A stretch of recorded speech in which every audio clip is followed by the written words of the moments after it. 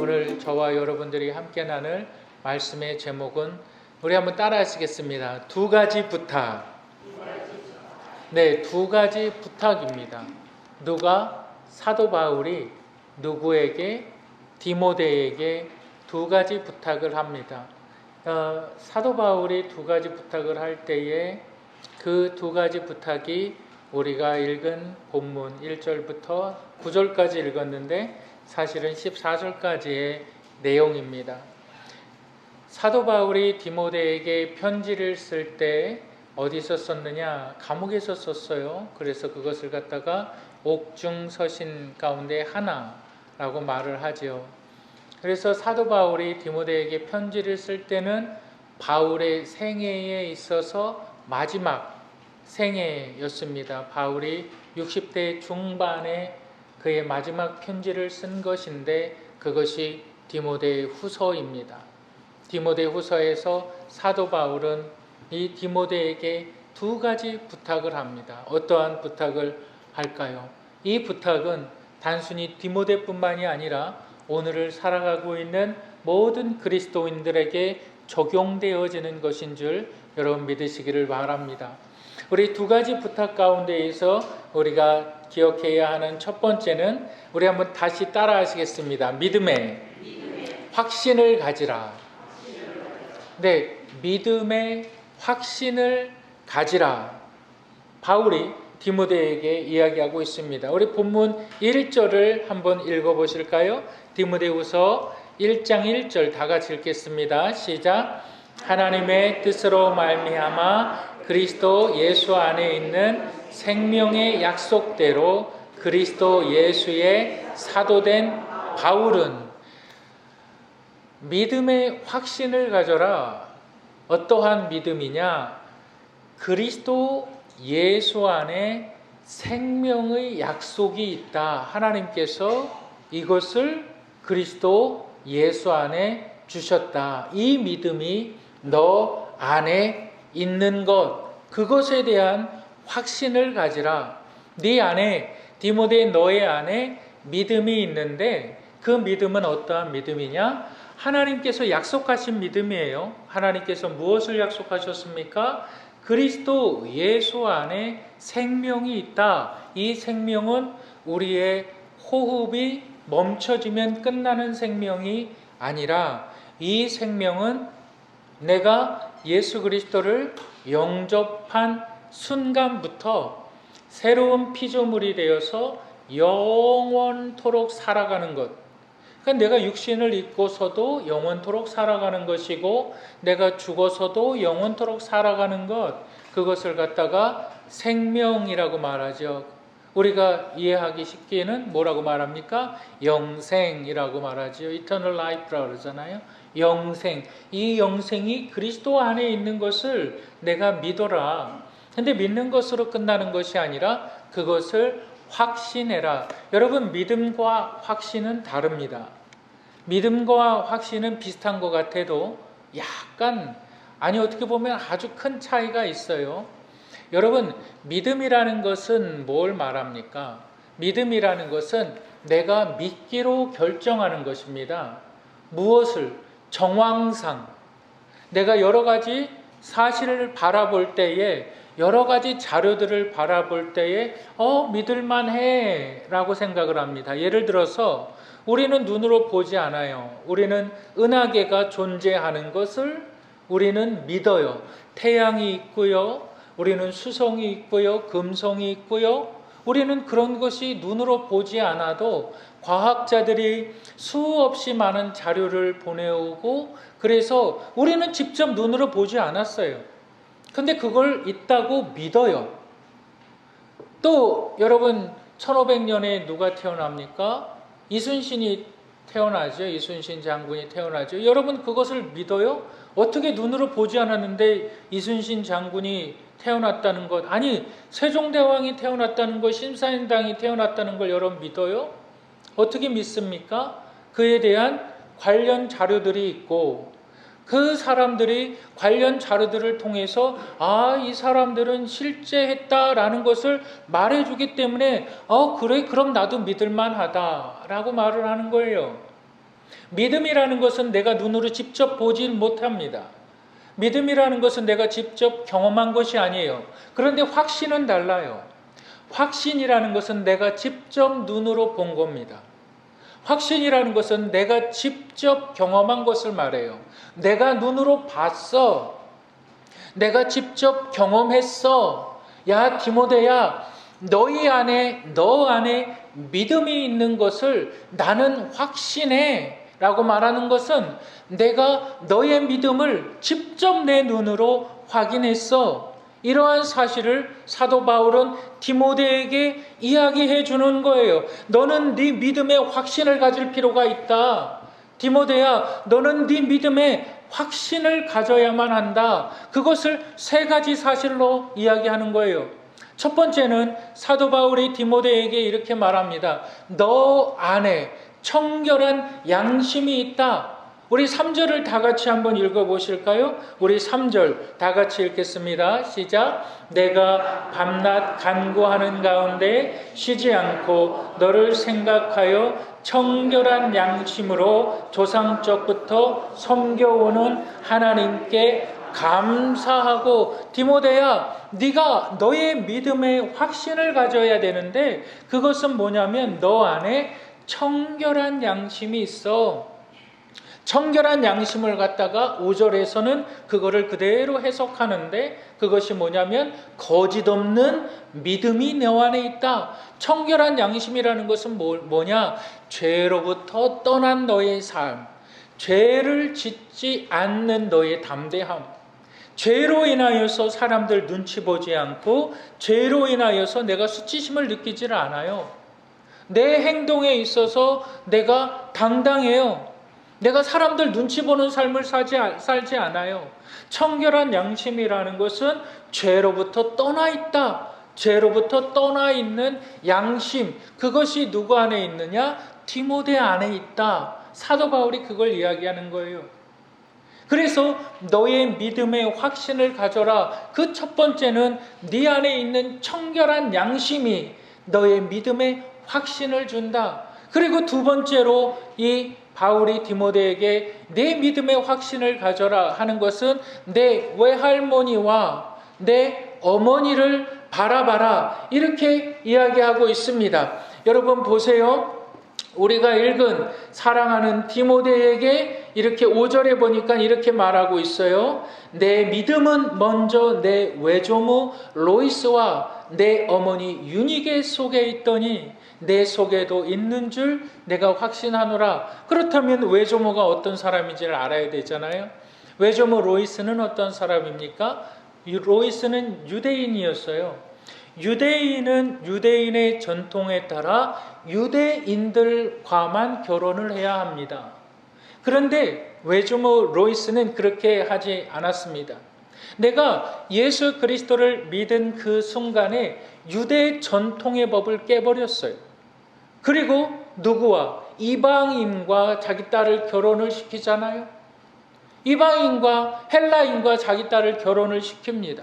그가 누굽니까? 바로 유니게입니다. 그는 유대인이 아니에요. 그는 헬라인이에요. 왜? 내 어머니의, 내 할머니의 믿음을 봐라. 그들의 믿음을 보면 그들은 전통대로 살지 않았다. 그들은 삶이 변화된 사람들이다. 어떻게 변혁을 일으켰습니까? 한마디로 얘기하면 가정에서 너 예수 믿으면 너 호적에서 내 이름 파버릴 거야. 우리는 그런 얘기를 종종 듣는 그리스도인들이 있다는 걸 압니다.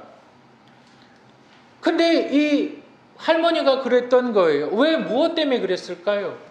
믿음 때문에 그렇다는 거예요. 믿음 때문에 내 할머니가 어떠한 삶을 살았는지, 믿음 때문에 내 어머니가 어떠한 삶을 살았는지, 디모데야, 그 사람들의 변화된 믿음, 그것이 너 안에 있는 것을 너는 확신해라. 내 믿음을 의심하지 말아라. 그리고 세 번째로는 뭐라 그럽니까? 내가 너를 안수함으로. 여러분, 안수한다는 것은 하나님의 일을 맡긴다는 거예요. 내가 누구에게 안수할 때는 하나님께서 이 안수 받는 자를 통해서 일하게 한다. 그래서 사도 바울은 내가 너의 믿음을 확신시키기 위해서 나는 너에게 안수한다. 그래서 너의 영적인 달란트, 네가 가지고 있는 영적인 은사가 네 믿음을 불같이 일으킬 것이다. 세 가지를 통해서 사도 바울은 디모데의 믿음을 확신의 단계로 이끌어줍니다. 여러분, 2024년도 여러분들의 믿음의 단계가 확신의 단계가 되시기를 주님의 이름으로 축복합니다. 여러분, 믿음이라는 것은 참 많이 흔들려요. 내가 하나님을 열심히 섬길 때도 있고 또 실패할 때도 있어요. 넘어질 때도 있어요. 마음 아파할 때도 참 많이 있어요. 내가 믿음이 흔들릴 때가 많이 있어요. 여러분, 믿음은 원래 그런 거예요.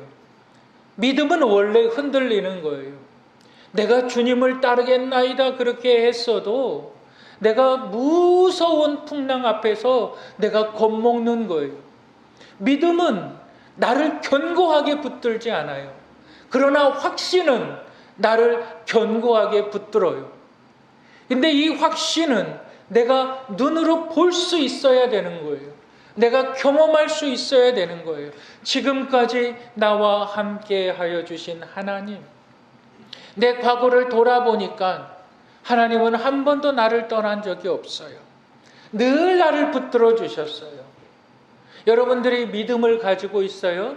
나의 믿음. 어떤 분들은 그렇게 생각하세요. 내 믿음은 나 때서부터 시작했다. 우리 집안에 아무도 믿는 사람이 없었는데 나 때부터 예수님을 믿기 시작했다. 이런 분들도 있어요. 또 어떤 분들은 이렇게 말을 해요. 나의 믿음은 내 아버지 때부터 시작을 했다. 이렇게 말하는 분들도 있어요. 그런데 믿음이요, 서급해 올라가면 결코 내 아버지 때부터 시작된 게 아니에요. 결코 나 때부터 시작된 것이 아니에요. 믿음은 십자가에서 시작이 된 거예요. 믿음은 예수 그리스도로부터 시작이 된 거예요. 올라가면 믿음은 내 할머니가 믿었기 때문에, 여러분 할머니의 믿음 보고 신앙생활을 할 때에 그 믿음이 잘 자랄 수도 있지만 그렇지 않는 거를 우리는 수도 없이 보지 않습니까? 내 아버지 믿고 믿음 생활을 합니까? 내 아버지의 믿음을 보고 믿음 생활할 때에 믿음 생활 잘하는 사람들도 있는 반면에 아버지 때문에 믿음 생활 안 하는 사람들도 있어요. 우리의 믿음의 대상은 십자가입니다. 우리의 믿음의 대상은 예수 그리스도, 그분의 십자가의 사건이 로마를 통해서 어느 때인가 퍼져 나아가기 시작하고 그 믿음이 나의 귀에 들려올 때, 이제 나는 그 믿음을 가지고 나는 흔들리기도 해요. 나는 넘어지기도 해요. 그런데 내가 이 믿음을 확신으로 이끌어가기 위해서는 분명히 내 안에 달라지는 것이 있어야만 된다는 거예요. 분명히 내 행동에 달라지는 것이 있어야만 된다는 거예요. 내가 나를 봐도 달라지는 것이 있어야 된다는 거예요.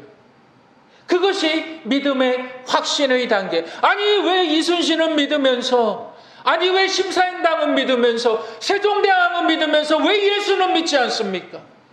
그들을 눈으로 여러분들이 봤습니까? 보지 않았잖아요. 근데 믿잖아요. 근데 왜 예수는 믿지 않습니까? 아, 예수를 내 눈에 보여줘. 그런 사람들 얼마나 많이 있는 줄 아십니까? 하나님이 있다면 내 눈에 보여줘. 그런 사람들 얼마나 많이 있는 줄 아십니까? 그러나 저와 여러분들은 보지 않고 믿습니다. 사도 바울이 뭐라고 말합니까? 보지 않고 믿는 것이 복되도다. 근데 그 믿음이 흔들린다고요. 그 믿음이 흔들려요. 그 믿음이 때로는 나약해져요. 넘어져요. 때로는 그 믿음이 상처받기도 합니다. 그래서 바울은 두 번째의 부탁을 하는 것입니다. 두 가지의 부탁에서 바울은 이렇게 말합니다. 우리 한번 따라 하실까요? 담대하게 약속을 기다리라. 담대하게 약속을 기다리라. 사도 바울이 디모데에게 편지, 그의 인생의 마지막 편지를 쓸 때의 나이가 65세 후반이었어요. 정확한 건 모르죠. 그런데 디모데의 나이는 몇 살이었을까요? 디모데의 나이는 24살에서 26살 그 사이였어요. 청년이었죠. 여러분, 청년은 가장 아름다운 때입니다. 가장 멋있는 때이고 또 가장 건강할 때입니다. 그런데 청년의 때에 그들의 사고는 굉장히 합리적입니다. 이성적입니다. 논리적이에요. 그래서 젊은 사람들이 생각하는 그 이성적 사고와 그 나이대가 생각하는 합리적 사고. 근데 그 대상이 디모데였어요. 근데 디모데를 향하여서 사도 바울이 말하는 게 보이지 않지만 믿어라 이거예요. 보이지 않지만 믿어라. 그리고 그 믿음의 확신을 줄 때 세 가지 사실을 말씀해 주고 있는 거예요.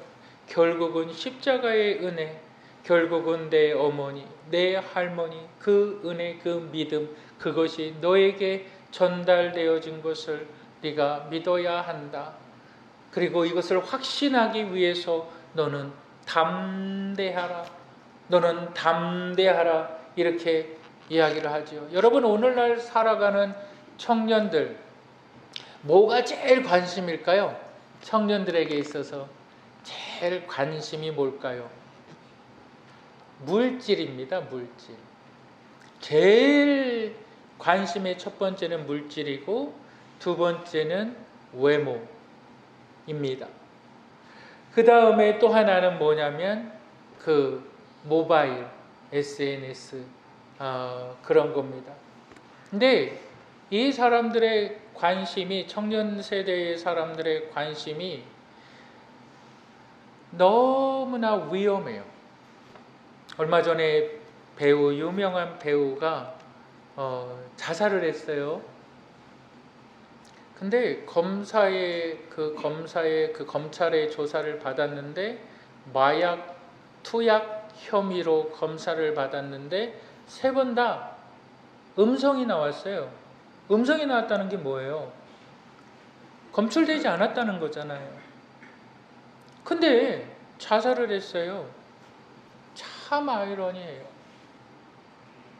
그런데 그 자살 현상이 청년들에게, 젊은 사람들에게 큰 이슈가 되고 있어요. 인터넷에서 내가 내 게시물에 사진 하나를 올려요. 거기에 누가 좋아요 댓글을 달면 거기서 나의 존재감을 누려요. 그런데 누가 나에게 비방하는 글, 나에게 좀 안 좋은 글을 달면 하루 종일 몇 날 며칠을 그걸 생각을 해요. 그러면서 세상 살 필요 없다 이렇게 생각을 해요. 여러분, 지금 젊은 사람들은 외모 지상주의와 물질 만능주의에 빠져 있습니다. 그렇기 때문에 여러분들의 자녀분들이나 여러분들의 손주, 손녀 이런 분들이 너는 뭐 젊은 것들이 돈만 밝히느냐, 왜 이렇게 외모만 신경 쓰느냐, 그렇게 말하면 그거는 지식이 없는 거예요. 산업화 시대, 표준화 시대가 지나고 나서 무슨 시대가 옵니까? 정보화 시대라는 것이 오잖아요. 정보화 시대라는 것, 인터넷이 발달하면서 정보화 시대라는 것이 왔어요. 정보화 시대를 지나 90년대를 지나서 2000년대를 지나서 지금은 인공지능의 시대예요. 나노테크놀로지라고 그래요. 인공지능의 시대예요. 근데 자기의 존재들을 잃어버려요. 헝가리의 사회학자 칼 만하임, 우리 한번 사진을 보여주시겠어요? 헝가리의 사회학자, 지금도 굉장히 유명한 사람인데 이 사람들이 지금 세대의 사람들을 향하여서 뭐라고 얘기하냐면 자아 존중감을 상실해버린 사람들이다. 자아 존중감을 잃어버린 사람들이 지금 20대, 30대 사람들이다. 그들은 삶의 목적이 불분명해요. 매우 불안해해요. 어디에 마음 둘 곳을 찾지 못해요. 우리나라 평균 남자의 신장이 굉장히 높아졌어요. 평균 남자의 신장이 불과 80년, 2000년대만 해도 우리 남자의 신장이 65, 1m 65, 67 그랬습니다. 근데 지금은 얼마인지 아세요? 73, 75가 돼요. 신체적으로는 굉장히 커졌어요. 정신적으로는요. 완전히 어린아이예요. 이것을 반영하는 것이 있어요. 두 번째 사진을 한번 보여주시겠어요? 매일 청년들이 하루에 4.3명이 죽습니다. 왜 죽는지 아세요? 자살하는 거예요. 이 매일경제에 지난주에 나온 기사입니다. 뭐라 그러냐면 하루 평균 4.3명이 자살을 하는데 그중 19%가 생활고 때문에 죽고 정신과적 문제. 내 삶은 왜 이렇게 안 돼? 난 왜 이렇게 해도 되는 일이 없어? 정신과적 문제가 몇 프로인지 아십니까? 54.4%라. 내가 왜 죽어야만 됩니까? 댓글 안 달아서. 내가 왜 죽어야만 됩니까? 인터넷에다가 나 좋아요 안 해주니까. 그게 죽을 이유가 된다는 거예요. 그 청년이 지금 그 시대에 살아가고 있는 청년을 향하여서 지금 사도 바울이 너는 담대하라, 너는 담대하라, 너는 담대하라 이렇게 말하고 있는 거예요. 오늘날 청년들을 향하여서 아니 넘어질 수도 있고 우리가 쓰러질 수도 있고 우리가 실패할 수도 있는데 그걸 못 견뎌 하는 거예요. 이제 그림 안 보여주셔도 돼요. 여러분 제가 그 학창 시절에 운동을 했어요. 그 유도라는 것을 했어요. 근데 유도를 할 때 제일 먼저 배우는 게 뭔지 아십니까? 잘 떨어지는 것을 배워요. 잘 넘어지는 것을 배워요. 잘 떨어지고 잘 넘어지는 것을 수백 번, 수천 번 반복을 합니다. 그리고 나서 이제 기본기라는 것을 배워요. 근데 지금은 청년들이 20대, 30대가 실패할 때인데 내 의지가 꺾일 때인데 내가 뭘 도전했어요. 근데 안 될 때인데 뭘 계획했어요. 근데 그게 안 될 때라는 거죠. 근데 나는 자살을 선택을 해. 근데 나는 그걸 포기를 해. 그때인데 넘어질 때인데 넘어지고 좌절하고 좌절할 때인데 그거를 갖다가 자기 생명을 끊어버려요. 얼마나 안타깝습니까? 우리나라 한국 현실은 젊은 사람들이 없잖아요. 젊은 사람들이 없어요. 시골 가보세요. 최소 인구 5천 명이 돼야 이 도시라는 것이 돌아가기 시작하는 거예요. 그런데 5천 명이 안 되는 데가 왜 이렇게 많아요? 그런데 그 귀한 젊은이들이 하루에 4명씩, 하루에 5명씩 자살을 해요. 불안하니까. 내 뜻대로 안 되니까. 정신적으로 매우 나약해져 있는 거예요. 근데 그때인 거를 몰라요. 사도 바울이 디모데에게 말하는 거예요. 너는 마음을 담대히 하라. 담대함이 어디서 나옵니까? 담대함의 힘이 어디서 나옵니까? 확신에서 나오는 거예요. 어떠한 확신입니까? 하나님께서 약속하신 예수 그리스도의 생명이 하나님께서 예수 그리스도 안에 그 생명을 주셨다. 이것을 네가 믿으면 그 믿음으로 담대하게 살아나가라. 넘어져도 괜찮고 쓰러져도 괜찮고 오늘 우리가 찬양한 대로 우리가 넘어지고 자빠지고 우리가 연약하고 우리가 실패해도 괜찮은데 우리의 모든 살아가는 날들이 누구의 손 안에 있느냐? 하나님의 손 안에 있다. 하나님의 손 안에 있다. 우리의 살아가는 모든 날들이 다 주의 숨결에 있다. 왜 그것을 너희는 믿지 않느냐? 하나님께서 우리에게 약속하신 디모데후서 1장 1절 첫째에 그리스도 예수 안에 있는 생명의 약속, 그것이 너희 안에 있다. 그 믿음으로 살아가라. 그 믿음을 삶을 통해서 확신하라.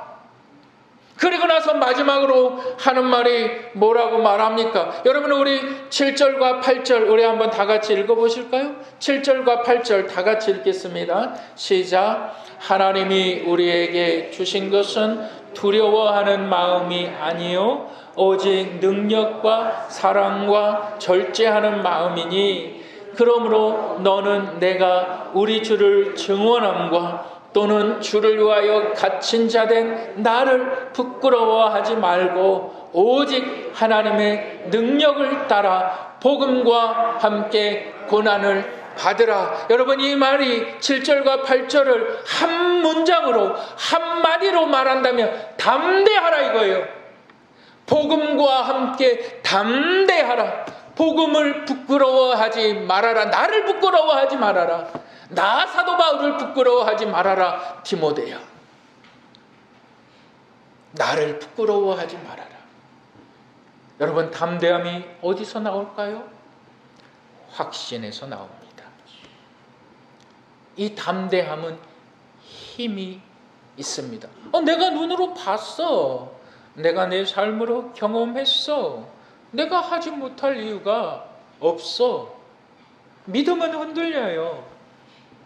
믿음은 한 60%, 70% 정도만 있어도 큰 믿음이에요.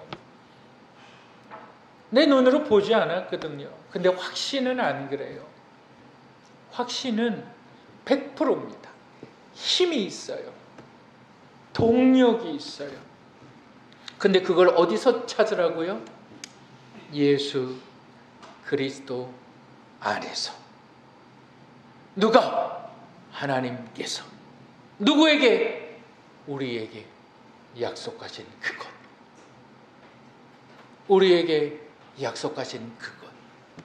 디모데에게 부탁하는 것은 청년들에게 부탁하는 것이 아니라 사실은 우리 모두에게 부탁하는 것입니다. 담대하라. 왜 생명을 끊습니까? 남겨진 자식 어떻게 살라고? 내 아버지는 마약 혐의 받다가 자살했어. 그 자식들 어떻게 살라고 자살을 합니까? 문제 앞에 도망가지 마세요. 2024년도 우리에게 하나님께서 평탄한 길을 허락하신다. 여러분, 그런 착각하지 마세요. 하나님께서 때로는 울퉁불퉁한 자갈발도 지나게 하실 것입니다. 때로는 하나님께서 비단길과 같은 그러한 잘 포장된 도로를 걷게도 하실 것입니다. 그런데 여러분, 어떠한 형편이든지 여러분 담대함으로 하나님의 약속을 기다리시기를 주님의 이름으로 축복합니다. 우리 함께 기도하시겠습니다.